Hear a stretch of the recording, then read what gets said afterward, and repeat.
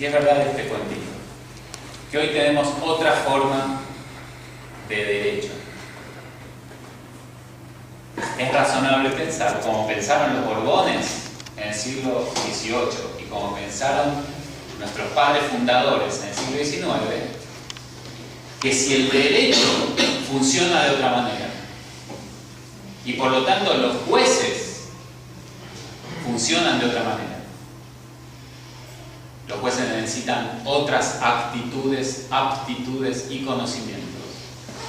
Los abogados también necesitan otras aptitudes, actitudes y conocimientos.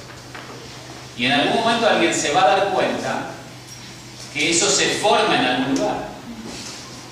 Por eso, en el siglo XVIII crearon las academias de jurisprudencia, teórico-práctica de jurisprudencia, y por eso en el siglo XIX cerraron las academias teórico-prácticas de jurisprudencia y dictaban el código de memoria. Porque eso tenía total sentido vinculado con un proyecto político. ¿Qué tenían que hacer los jueces? Aplicar el código. ¿Cómo aplicar el código? Como dice el código. Igual en todo el territorio nacional. ¿Cuáles son las destrezas para aplicar igual el código en todo el territorio nacional? Hay que leerlo de una sola manera y todos tienen que leerlo de la misma manera.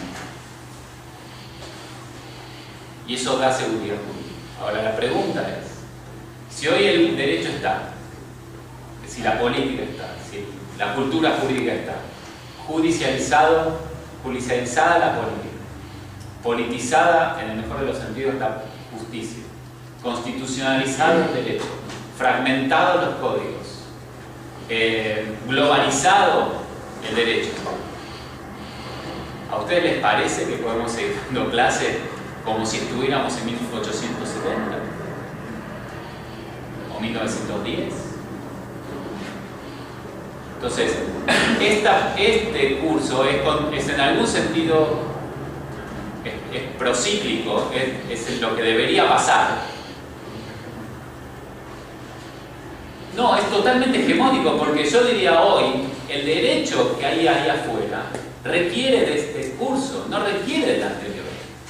El problema es que el resto de los cursos, o los cursos que todavía dan el código de memoria, el manual de memoria, que le siguen preguntando a libro cerrado lo que dice tal cosa, es una estafa académica.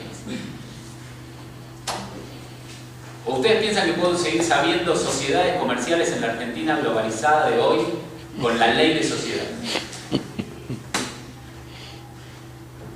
¿O ustedes creen que pueden seguir sabiendo administrativo con libros de 1960?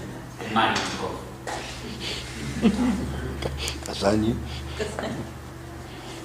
Entonces, esta es la situación en la que estamos. Ahora, ¿por qué es importante la cuestión de destrezas? Bueno, porque el derecho no es ninguna otra cosa. Digamos, los conocimientos en nuestro métier dependen de las destrezas. ¿Por qué yo quiero saber economía? Para que me den un buen argumento, para ganar. ¿Por qué yo quiero saber política? Para que me den un buen argumento para ganar. Todas las disciplinas del resto de la universidad, para nosotros los abogados, son disciplinas auxiliares para ganar. Entonces, aún los conocimientos tienen que estar formulados desde el punto de vista de las destrezas.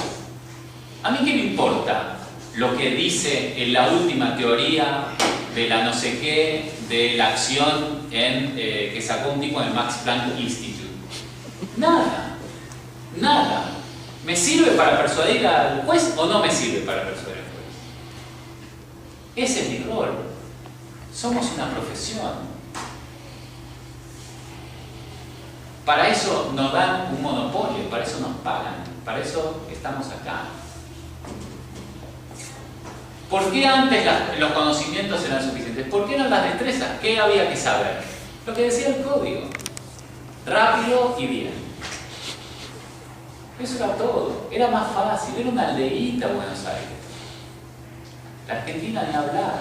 Éramos 2 millones de personas o 4 millones de personas, de las cuales 2 no hablaban castellano. Entonces, ¿quién dirigía la Argentina 30 tipos.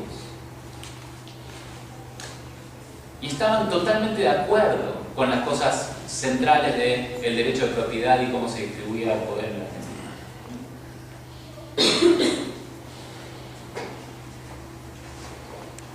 Esas eran las destrezas. Ahora son otras las destrezas. Y son muy complejas las destrezas. Son súper complejas. ¿Cuáles son las destrezas de un abogado? Bueno, ustedes lo saben porque lo ven acá. Llega un cliente, digamos un clásico, que ya cada vez existe menos, pero supongamos clase media, como para no armar demasiado lío. Llega un cliente al estudio, todavía pasan esas cosas, llegan clientes al estudio. Llega un cliente al estudio y dice: la quiero matar. La primera destreza es una destreza decodificadora. ¿Qué entiende este señor por la quiero matar? Porque si es literal, se equivocó de oficina. Porque el sicario vive en el piso arriba. Mi papá era abogado penalista y una vez llegó una señora y le empezó a explicar. La verdad que la señora se quería hacer un aborto, pero el médico abortero estaba en otro lado. Mi papá no entendía, creía que había un problema con la cuestión de la penalización del aborto y más, y tardó un rato en darse cuenta. Así que la primera cuestión es decodificar lo que el cliente quiere. En esa cuestión hay un tema de aptitud que uno necesita desarrollar, que es la actitud de la empatía. Uno tiene que ponerse en lugar del otro. ¿Qué me quiere decir? ¿Cómo siente esta situación? Entonces, a lo mejor que me quiere matar, la quiero matar, puede querer decir le quiero sacar toda la guita que pueda y quedarme con los chicos y sacarla de casa. Ahora nos damos cuenta que parece que es una situación que tiene algo que ver con un divorcio. ¿Por qué es importante lo del sicario? Porque yo no puedo traducir su interés en el lenguaje del derecho, que es todo lo que es una de las cosas más importantes que tengo que hacer. Mire, yo no puedo llevar esto al juez y decirle: mi cliente quiere ver a fulana de tal muerta. En otros lugares sí, porque hay pena de muerte. En otros lugares sí. Por ejemplo, en algunos estados de Estados Unidos. Pero acá no la puedo traducir. ¿Por qué? Porque sé derecho y sé que esa traducción es imposible. Nadie tiene derecho a ver muerto a otro. Hay una posible discusión con esta gente que le gustan mucho los derechos de las víctimas, si hay un derecho a ver en cana a otro. A mí me suena horrible, pero bueno, hay gente que cree en eso. Sobre todo gente que lucra con ser abogado querellante. La traducción posible es: mire, todo lo que puedo hacer por usted es ver si usted tiene derecho de quedarse con la mayor cantidad de plata posible y los chicos. Primera cuestión de traducción. Una vez que yo entiendo, que lo calmo, que le doy un café o un té, o lo que sea, y vamos llegando a un entendimiento, yo estoy pensando no solamente en los mejores argumentos de mi cliente, sino además estoy pensando cuáles son los hechos que yo necesito probar para hacer mejor mis argumentos, ¿no? Y además de pensar en mi cliente y cuál es su mejor argumento y cuáles son las mejores formas de presentar los hechos y demás, estoy pensando también en la otra parte de la cual no conozco el abogado, así que lo único que puedo hacer es imaginar el mejor abogado que puedo imaginar de la otra parte. ¿Cuál es el mejor abogado que puedo imaginar de la otra parte? Yo. Porque mejor que yo no me lo puedo imaginar, obviamente, si no yo sería mejor que yo. Entonces, mi capacidad para imaginar los mejores argumentos de la otra parte depende de mi capacidad para imaginar los mejores argumentos de mi parte. Entonces ahora tengo que hacer también la empatía de ponerme en el lugar del otro. Y voy y vengo mejorando argumentos en la cabeza como cualquier jugador de ajedrez, tratando de llegar más lo más adelante posible en las movidas que me puedo imaginar. Así que una enorme imaginación, no solamente para traducir los intereses de mi cliente, sino además cuáles son los mejores argumentos para mi cliente y cuál sería el interés de la otra parte y los mejores argumentos de la otra parte. Todo esto dentro de un contexto en el cual el mejor argumento lo va a definir una tercera parte que no tiene ningún interés ni en lo que le va a pasar a mi cliente ni en lo que le va a pasar a la otra parte, ni en mis honorarios ni en los honorarios del otro abogado, sino que el único interés del juez supuestamente es decidir conforme a derecho. Ahora, yo no sé ni siquiera, por supuesto no sorteé juzgados y estoy en el comienzo de la cuestión. Así que, ¿cuál es el mejor juez que me puedo imaginar? Yo. ¿Qué haría yo en ese lugar? Y ese es el lugar que manda. Porque es el lugar que define lo que es un mejor argumento. ¿Cuál es el mejor juez que yo me puedo imaginar? Y seguramente el mejor juez de la jurisdicción donde trabajo. Y si la jurisdicción tiene buenos abogados y buenos jueces, seguramente los argumentos serán cada vez mejores. Pero dentro de mi contexto, mejor es de una posición política o filosófica que a mí como abogado no me interesa. A mí lo que me interesa es, adentro de este juego, de esta jurisdicción, ¿cuál es el argumento ganador?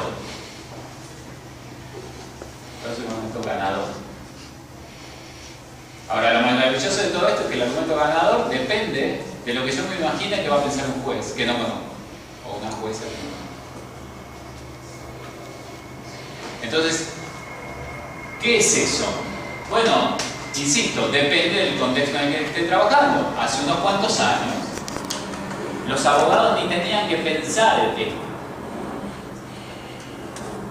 Uno iba a tribunales y sabía cuándo su cliente salía excarcelado o no salía excarcelado. Era fácil.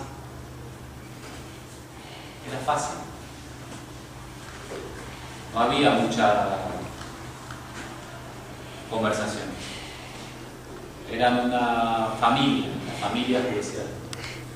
Sigue siendo, pero ahora es una familia más compleja. Pero la tradición es una familia judicial, no había mucho laburo. ¿Cuál es el horario que cumple el Poder Judicial? ¿Qué horario cumple el Poder Judicial? De 7:30 a 13:30. Según mis cuentas, se da 6 horas. ¿Ustedes conocen a alguien que labure 6 horas? Bueno, en una época era suficiente 6 horas. En una época era suficiente. ¿Y después a qué se dedicaban? Y escribían tratados. Y daban clases en la facultad. ¿Por qué? Porque era fácil. Era fácil ser juez y era fácil ser profesor. Uno venía a la facultad y ¿qué hacía? Le contaba el código. ¿Y en el juzgado qué hacía? Aplicar el código.